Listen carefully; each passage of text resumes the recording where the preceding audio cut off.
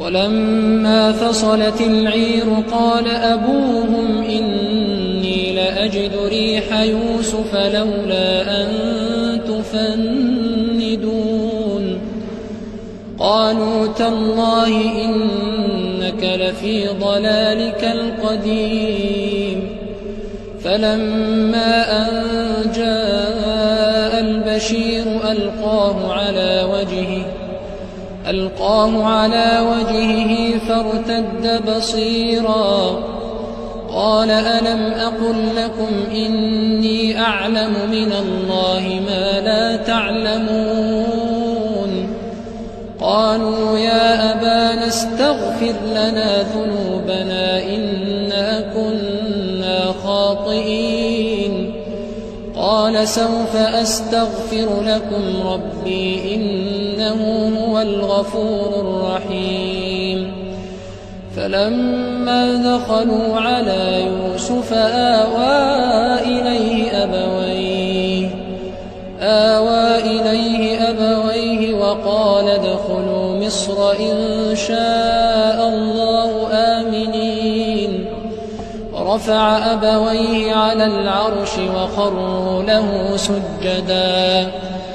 ورفع أبويه على العرش وخروا له سجدا وقال يا أبت هذا تأويل رؤياي من قبل قد جعلها ربي حقا وقد أحسن بي إذ أخرجني من السجن وجاء بكم من البدو من بعد أن نزغ الشيطان بيني وبين إخوتي إن ربي لطيف لما يشاء إنه هو العليم الحكيم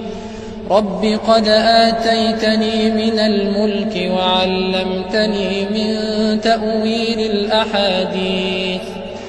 فاطر السماوات والأرض أنت ولي في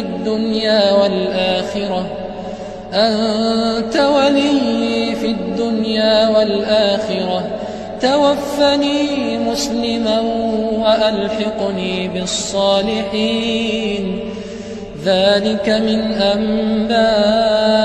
الغيب نوحيه إليك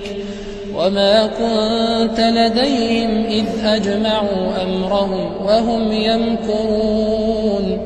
وما أكثر الناس ولو حرصت بمؤمنين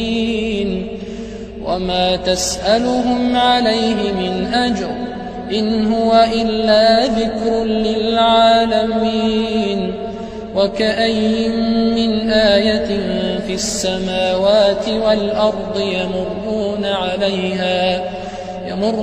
عليها وهم عنها معرضون وما يؤمن أكثرهم بالله إلا وهم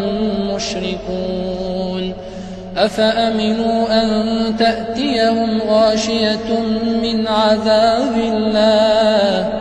أو تأتيهم الساعة بغتة وهم لا يشعرون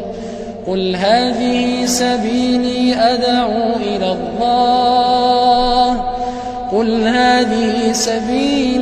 أدعو إلى الله على بصيرة أنا ومن اتبعني وسبحان الله وما أنا من المشركين.